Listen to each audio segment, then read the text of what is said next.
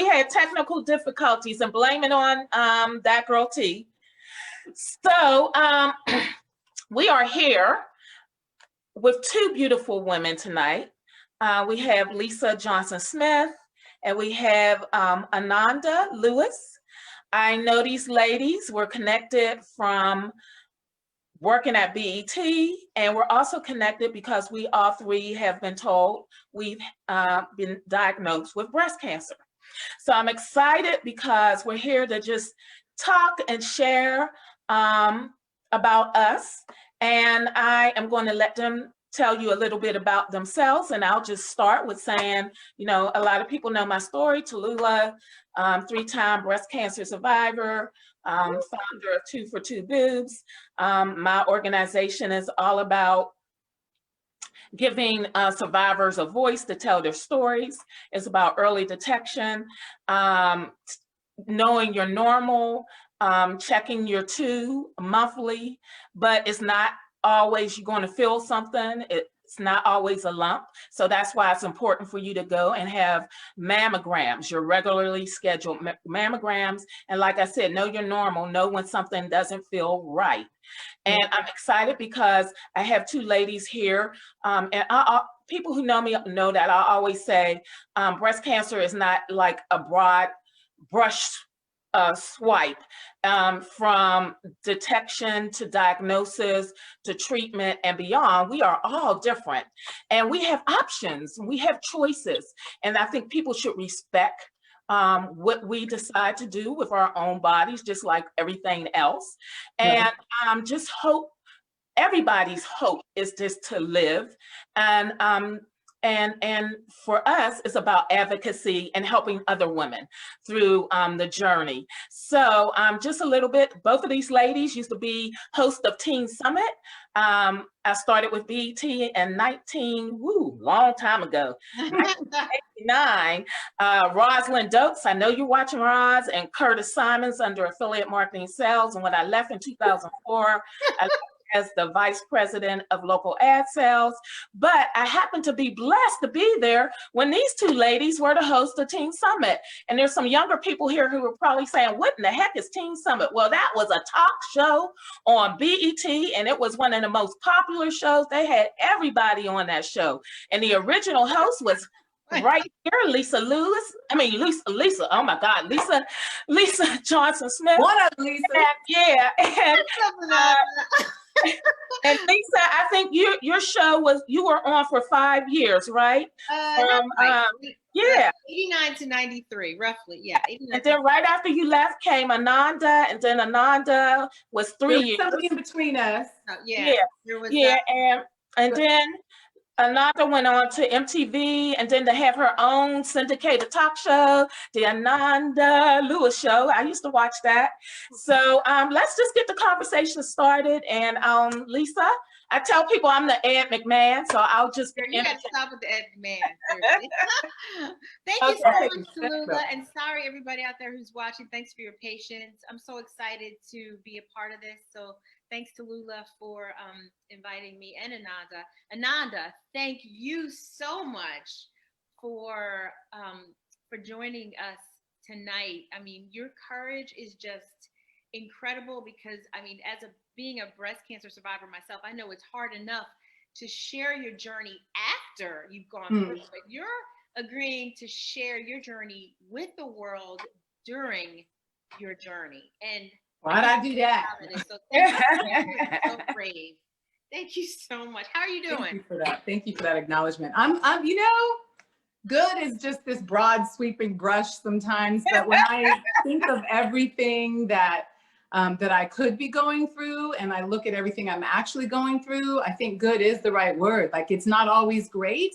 I don't feel fantastic all the time, but I didn't expect to. This is a process of reclaiming my health, of kicking out cancer cells. Sometimes that's grueling, as you both know. And so, you know, I'm good because that's right in the middle of great and not so good. You know what I mean? So I'm good. And Lisa, can I just say, I know I said this to you at the 40th, but I just want to say live, thank you so much for paving the way for me on Teen Summit. You did the ultimate opening work. You know what I mean? Like, you really lit the torch. And I'm so grateful that I was able to, you know, carry it on a little further, and then other people carried it on too. But we're part of this really beautiful kind of small club. And I'm so grateful you're the president of it. Aw, thank you. Thank you for all the work you did. I know it was harder when you were doing it. I know that for sure. Oh, So girl. thank you for going through all No, that. thank you for carrying on the torch. You were amazing. Thank you. So thank you for that. You didn't have to do that. We're talking about breast cancer. Girl, please. Yeah, but you gotta love on your people when you can. I believe in it.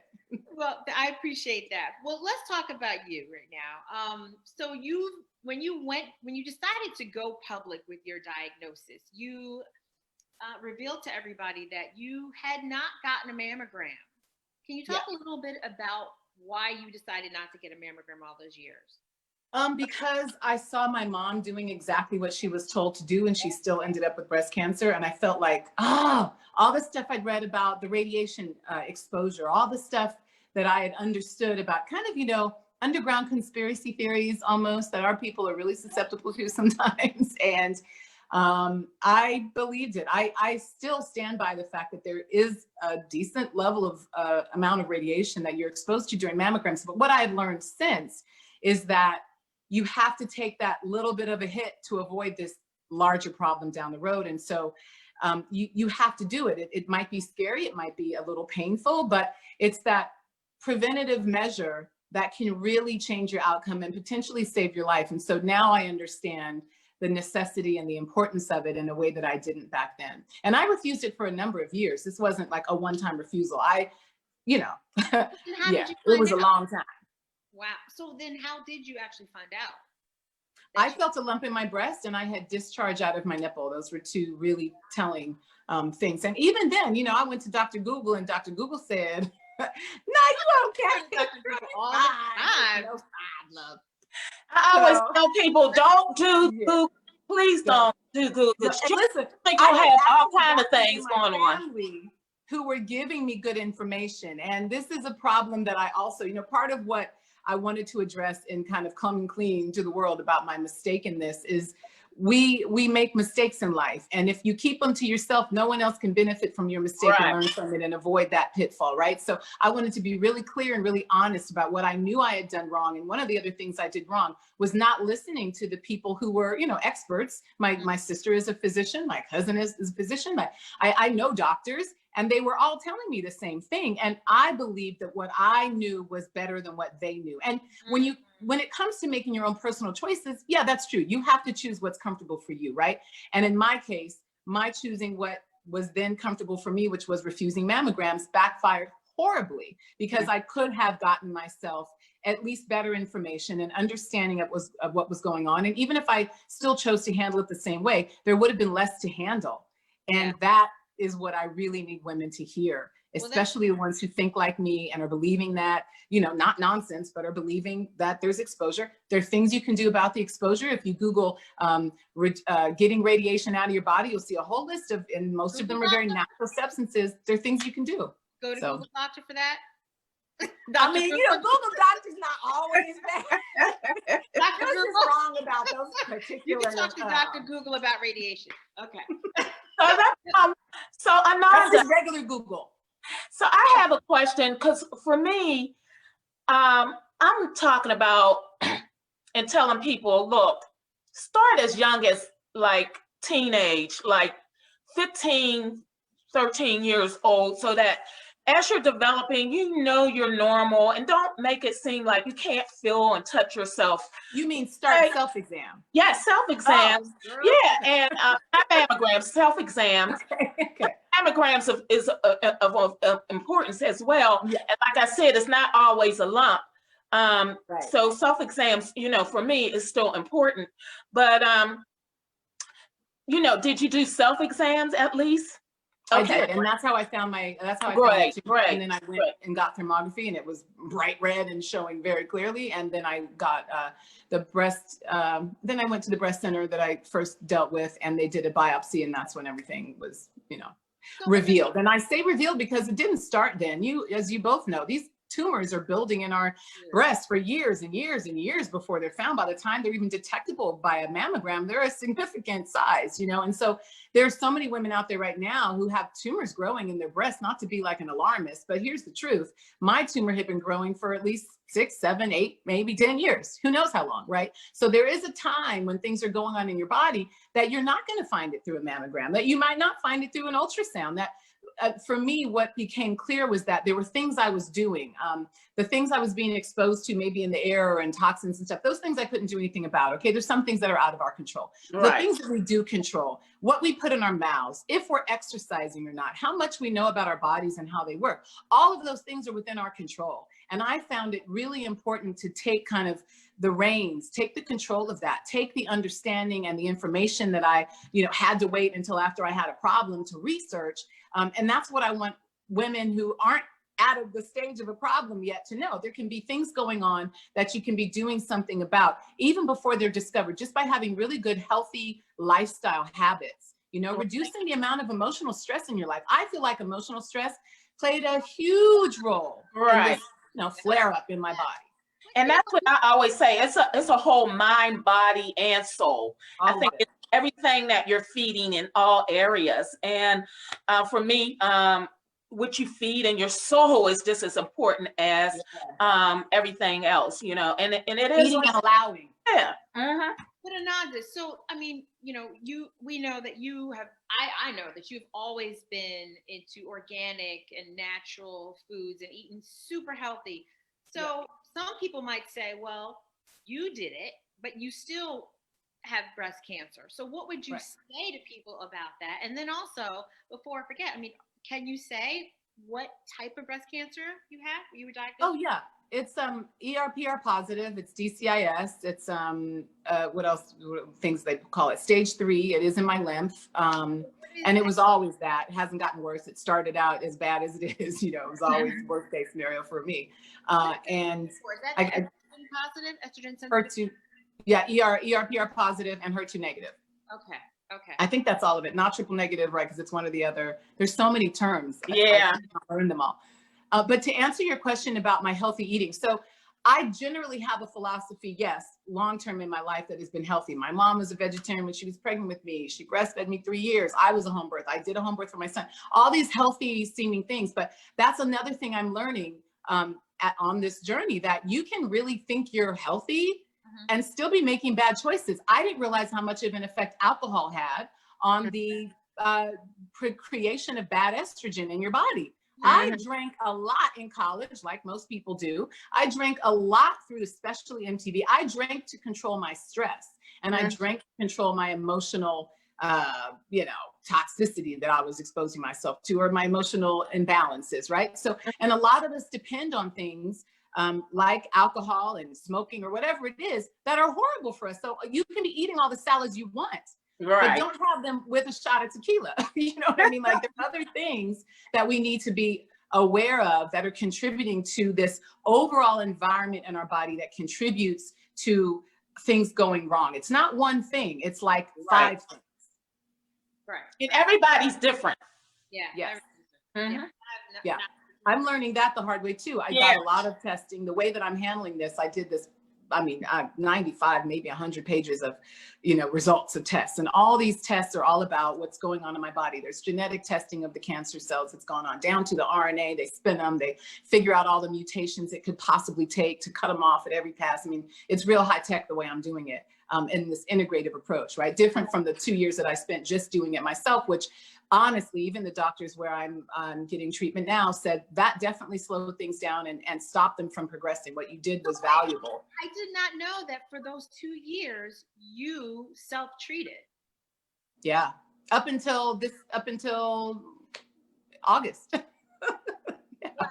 Up until very recently. And it was the lockdown that made a difference in my body. I was doing all the treatments. I found things like high dose vitamin C therapy with hyperbarics and beam ray technologies. I found all these things, some in the very weird categories, some in the very just adjacent to mainstream. Some doctors are like, yeah, we see that has efficacy. And so I was doing everything I found to be study-based and experiential-based of other people, things that worked. And I was doing all of them. And when COVID happened, all of that stopped. Of course, everybody's access to everything stopped. We all got locked down and I could no longer get those treatments and things got worse. Now I don't know if it's lucky or not, but that's the word I'm going to use. I'm fortunate that I can actually visually see what my tumor is doing because I can see it. And my breast just started swelling. It was, almost twice the size of the other side when I finally was at that point, at that fourth month of lockdown, I think it was, where I was like, okay, I can't even get the ultrasound to know what's going on and things are definitely getting worse. I got to do something else. Yeah. And that's when I decided to seek out just in the same lane, but a different level, a stronger level of treatment, because I have every intention to stay here as long as I possibly can. And I'm going to say that's going to be a long time because I know I have control over that. So how has your progress been going with your new treatment?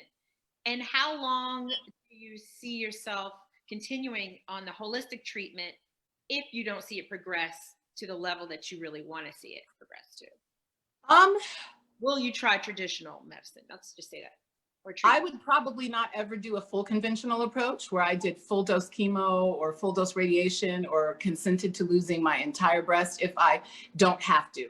If I did have to, if that was the difference between life and death, yeah, I would do it.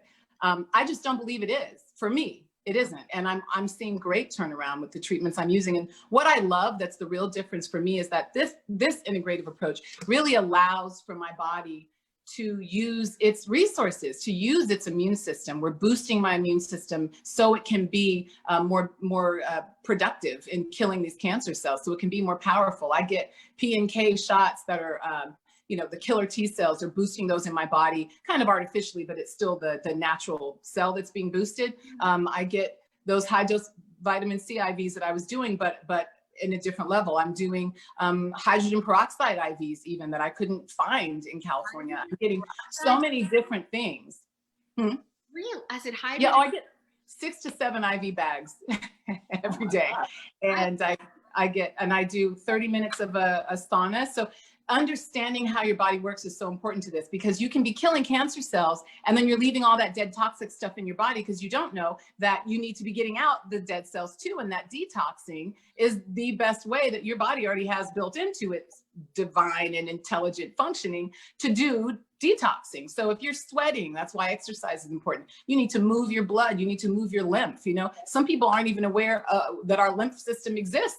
We know when the doctor goes like this, when we're sick and you got swollen lymph nodes, that all of a sudden you know what a lymph node is, but your lymph node system goes from your top of your head to the bottom of your feet. I mean, it's your whole body and it's basically your sewage system. So if you're cleaning out all these cells just in a normal body, your cells are dying and, being renewed all the time. It's a normal process. And how are those dead cells getting out? Well, if your lymph system isn't getting moved and worked, they're not getting out and they can build up and cause problems. And so moving that system is important. Yeah. See the difference? I mean, I'm definitely, I've been affected. My lymphatic system, don't look at my nails, but you see the difference in my hands. Mm-hmm. Oh, one side to the other. Yeah. Is one side a little swollen? Yeah. So I have lymphedema on my left side, my hand all the way up here. It's not. Is that from getting lymphs removed? Exactly. So I had 28 lymph nodes removed and had 4 positive ones when I had my my surgery done. And, they told me that there would always be a risk to get lymphedema. And so I watched it. And despite the fact that they really didn't warn you much, they didn't do much education about this. It was all my own research. Right. I treated this like my oncologist said, treat your left arm like it's a 8-month pregnant, like, you're 8 months pregnant. Wow. Yeah. Be very careful. Very careful. And I always did. But then when I started to try different exercise routines during COVID, and it was just a matter of strength, resistance bands. And so it's something that I'm always going to have. So that lymphatic system, I mean, that's very real. I haven't been able to get treatment because of COVID. I was afraid to be so one-on-one because I would go see a lymphedema specialist. So I mean, I should send you the link to this sauna. And can you get into saunas? Is that something you're able to do? They no, they discourage you can get. I mean, well, I can get into one, but I'm not supposed to put my arm into an actual like a jacuzzi. But yeah, you know. So no, but not water, but like an FAR, like an infrared sauna. Can you be in the heat? Not not supposed to be. No. Really? Okay, that's interesting. Yeah. Yeah, and so like I think Ananda, last week I heard you on a live with our good friend Angela Stribling. Yeah.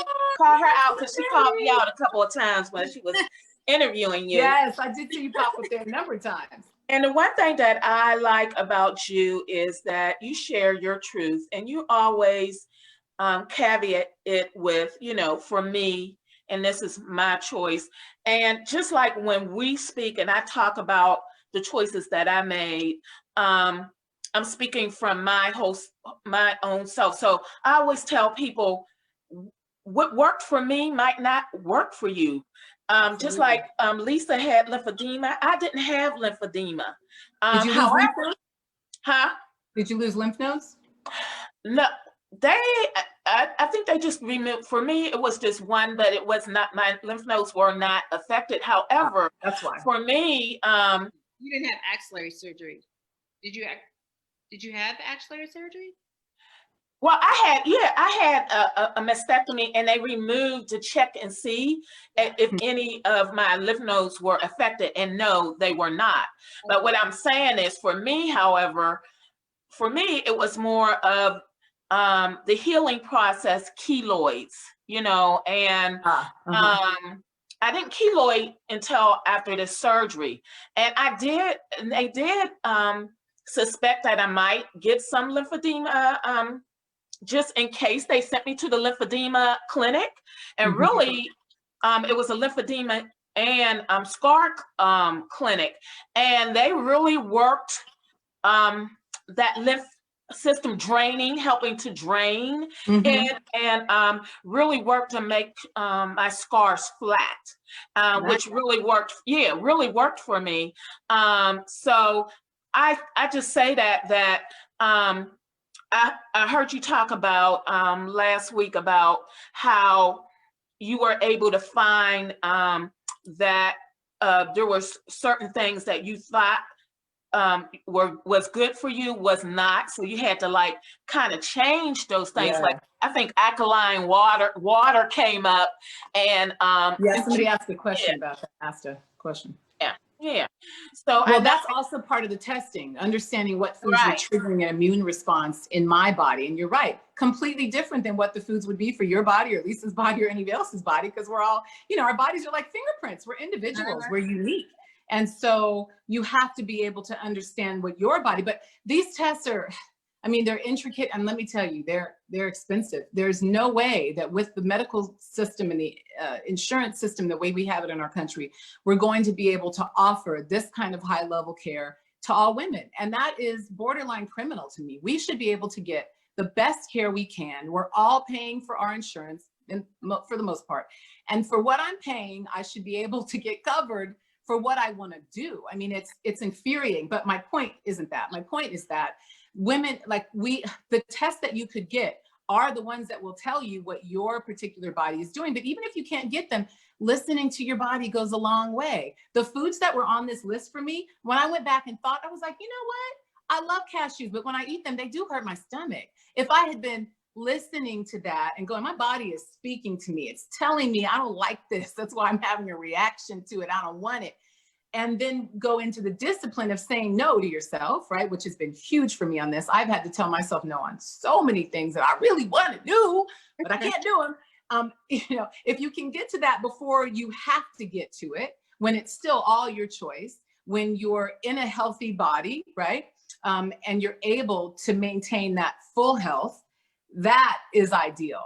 So really, really paying attention to what your body's telling you when you're eating stuff and cutting out the stuff you're not supposed to do. I know it's hard because I've done it I can't tell you how my eating has changed over and over and over. The things that have stayed the same are no sugar, no fried foods, barely any meat, which we all know the studies that are coming out that link meat to cancers and all of that stuff. I mean, there are things we just can't do. And even though we know them, the level of discipline is very hard to maintain.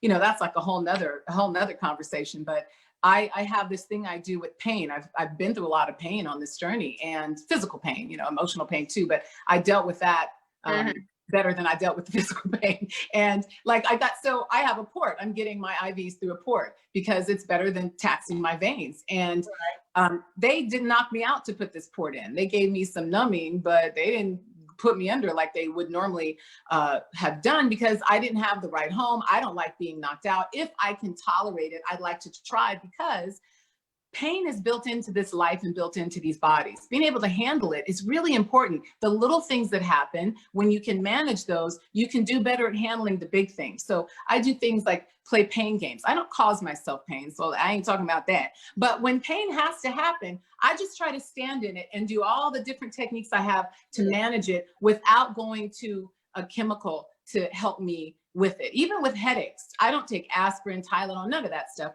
because I would rather be able to hear my body. All that stuff just blocks your body talking to you. And the more you can make yourself tolerate when it isn't dangerous for you, when it's just about your pain, the better off, in my opinion, the better off I've been when I've been able to do that. So that's my pain game. It's like every little bit that I can take, I want to take.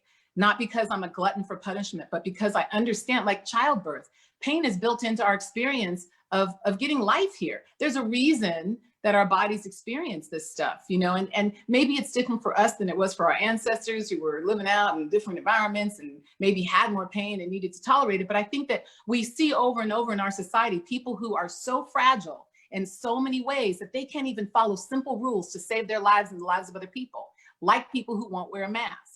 It's a simple thing that doesn't hurt you because you have no discipline. You have no self-control. You have no ability to be told no and be okay with that and not lose your damn mind because you can't do exactly what you want to do. We got a lot of entitlement and it's backfiring on us. Yeah. Yeah. Well, hopefully tomorrow that will all be changed. But you mentioned, we're praying. You mentioned emotional pain, and I want to talk to you about just your journey for the 2 years prior to you coming public, because I can't imagine what it would be like 2 years to have to deal with that. I don't know how, I'm sure you told your close circle, I don't know, but what was that like for you dealing with that and keeping it a secret to so many people? And you're in charge of your own treatment, so that's another burden in my mind.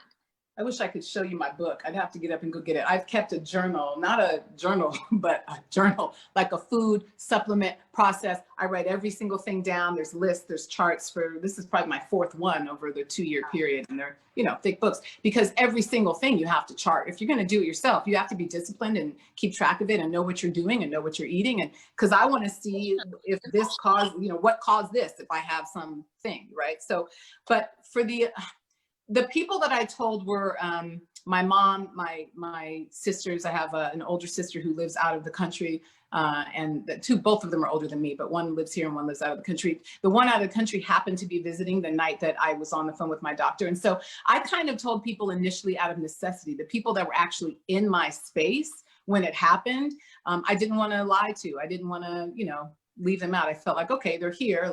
We're all going to deal with this together. But for me, it wasn't emotional. That part wasn't emotional because I never felt fear around it. I never felt like, oh my God. I felt like, oh, wow. All right. Well, what am I about to do? I felt proactive, but I never felt afraid. And I'm not sure if I understand why. Maybe it's, I don't know, my stubbornness, or maybe my rejection of what I think. Like I have a very different understanding and belief system or idea about what cancer is and what my body's doing than what I've seen to be true in mainstream. So maybe that was it. It wasn't something I felt like I couldn't handle. It was something I felt like I had to do something about, but it wasn't an immediate threat to me. So I told them in a way that conveyed that. I wasn't like, oh my God, you guys. I was like, listen, here's what's happening. Here's what I'm about to do about it. You can roll with me or not, that's your choice. But here's how you're going to behave if you roll with me. And that's about it. And I've always been very clear on energetically what I needed for myself. And, you know, I don't know if this was true for both of you, but I got real selfish when this happened. I got real like, oh, you gonna come to me with that nonsense. Got it. You about to get cut off. I was real chopper. And not out of a sense of you know, any kind of anger or resentment toward them. It was a sense of love for myself. It was like this emotional umbrella went up, and it was massive and immediate protection. My mom freaked out, as I probably would if it was my baby. And that was a difficult moment for us, because I wasn't tolerating people freaking out. Like, if I'm not freaking out, you dang sure ain't gonna freak out on my behalf. Right. Right.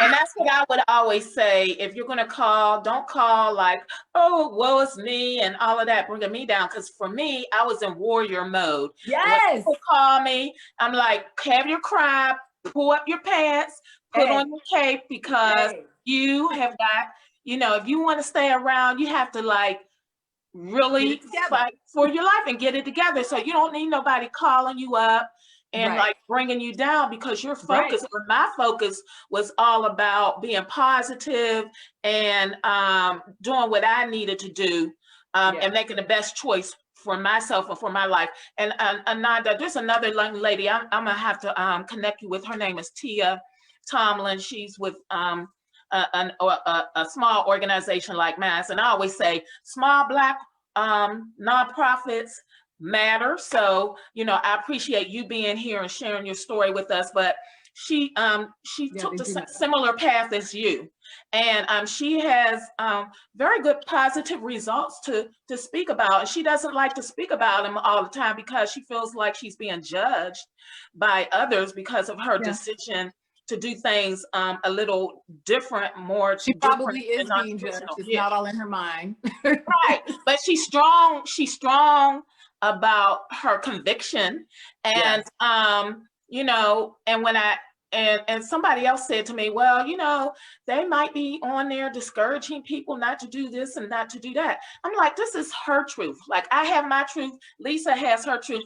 All stories need to be told. Nobody, you know, people are dying from having chemo, not having chemo, etc. So, you know, you have a choice. That's one thing about being here. We have a choice about whatever we do, and we can we take into consideration not just ourselves, our families too, right?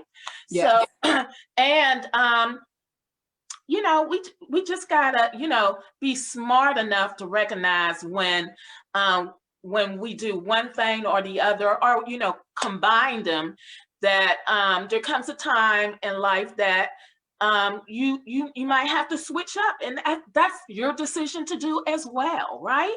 So let me answer that part, because I know you asked me that, Lisa, and I never got to it because I get, you know, distracted.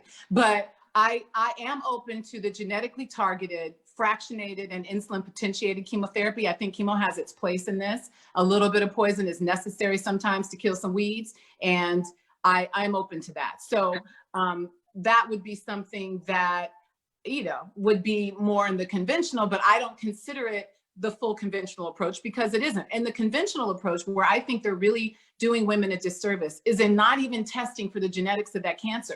Please know if you're using the right poison on me, if you're gonna poison me.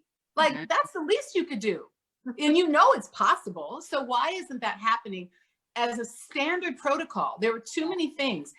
So when I went there with my mom, they were bringing her trays of like granola bars and grape juice in the middle of her chemo. I'm like, even back then I knew sugar-fed cancer. Why don't y'all know this?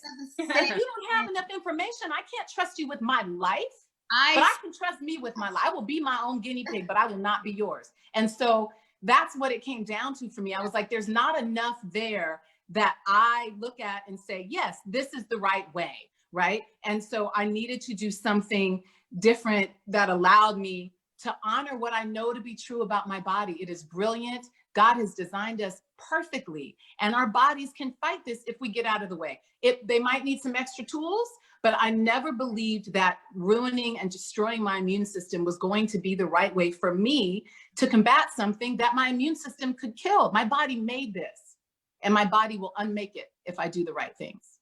That's what I've always believed. Wow. Well, you have always been very firm in your and to a fault. No, but I love it, because you're not afraid to speak your truth, and you're not afraid. And right. But no, you're able to educate a lot of other people about, you know, this type of treatment. Otherwise would immediately go to chemotherapy. You know, I'm one of the people who, when I was diagnosed, I was offered holistic treatment too by a very good friend of mine who I told you about. But I just did not have the same holistic treatment too. Yes. So, I mean, I commend you for that. And I commend you for your strength, your courage, your bravery as you go through this.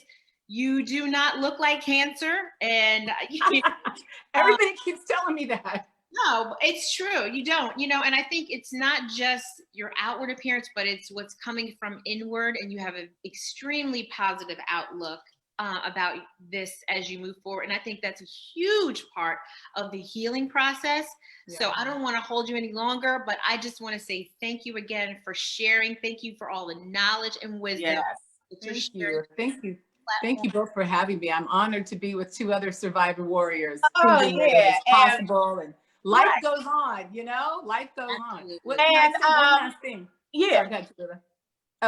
I was going to say, and I just lost it because that's how my brain works. I'm all over the place.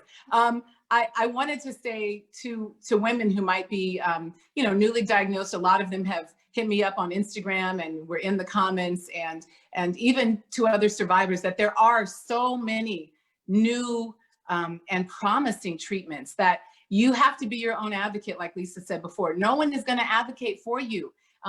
I don't condemn standard practice. I don't condemn conventional, but I understand that everything is a business. And in so many instances, you are a consumer and not necessarily the focal point of their intention for you to heal, right? So I don't want to go any further than that. I'm not a conspiracy theorist on that. I'm just realistically, everybody's making money on this. You have to be the one that looks out for yourself and makes choices that you feel good about and that you can live with, and not to be the Debbie Downer. But when I looked at the worst case scenario, what we're all afraid of is dying, right? I have no intention of leaving my life, but one day I'm going to leave my life. That is the end result for everybody. So while I'm here, I'm going to do everything I can to have not just longevity, but quality. And that's what I'm going for. I'm going for quality first and longevity with quality. So, I love that. So choose what you love and go for it. There is no limit to what you can do for yourself. And Ananda, again, sorry about my technical difficulties. And I'm sorry you being here. But this, I said I was going to announce something. So this is the first live, but me and Lisa, we got something cooking. It's called Shades Pink, and it's launching later in November.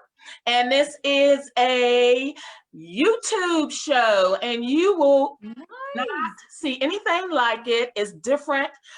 It's not your, like this all just talk, but it's a little bit of everything. So those who came to my play know that it showcased a lot of women, and it shows that we're more than just breast cancer. So we have things that'll make you laugh, it'll make you cry, it'll make you share different stories, and we have just a lot coming on. So we're really excited. So you need to go to YouTube and subscribe to Shades Pink so you could be one of the first to see our show right now. What's it called? I'm gonna subscribe right now. SHADESPINK. So that means whatever you shade, it might not, it's not just pink, whatever you feeling. It might be black one day, it might be purple, there's different types of shades. So that's one of the questions we always ask at the end, which I'm going to ask you shortly. But if you go and subscribe, you might win a prize worth $100 because I'm gonna choose a name and you're going to get something special, but it's the first 75 people that go up and sign up. And I just want to thank it's Shades Pink, Shades Pink, SHADESPINK on YouTube. All one word. On YouTube, on one word.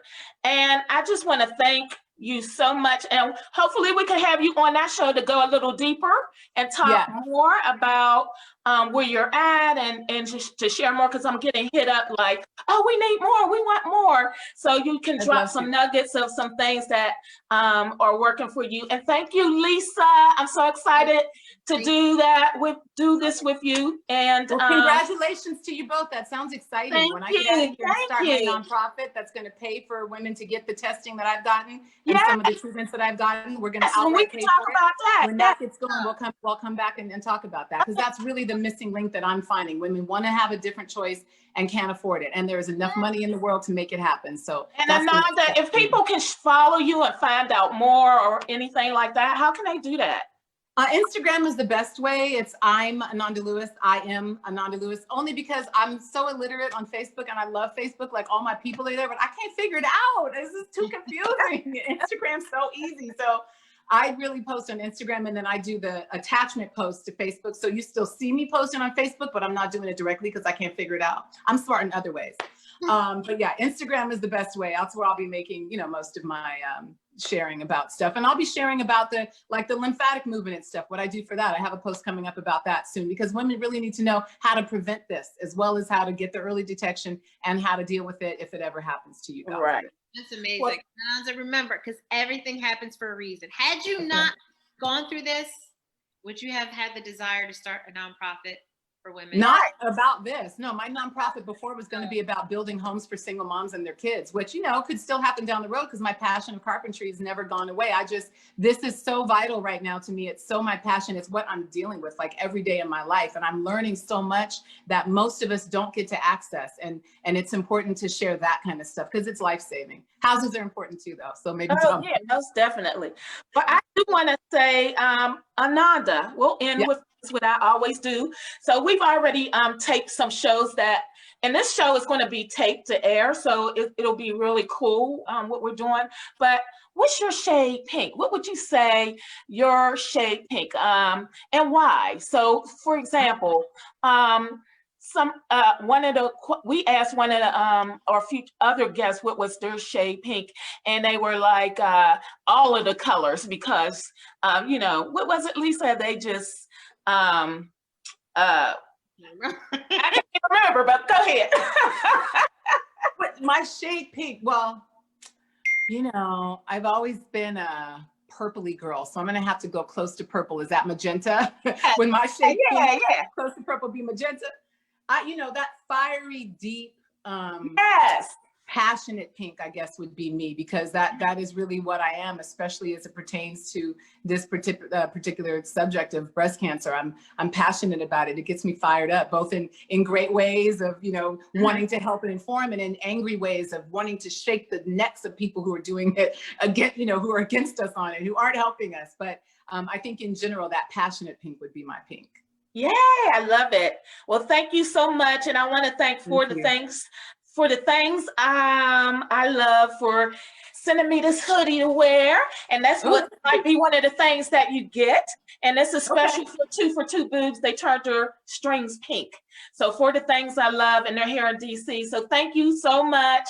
Nice. Love you, Lisa, and love you, Ananda. Keep advocating and sharing your story. Thank you. Thank you so much for having me, Lisa. So good to see you. Big thanks to Shonda for helping us get this technology together. Thank you, Shonda. All right. She saved us. Yes.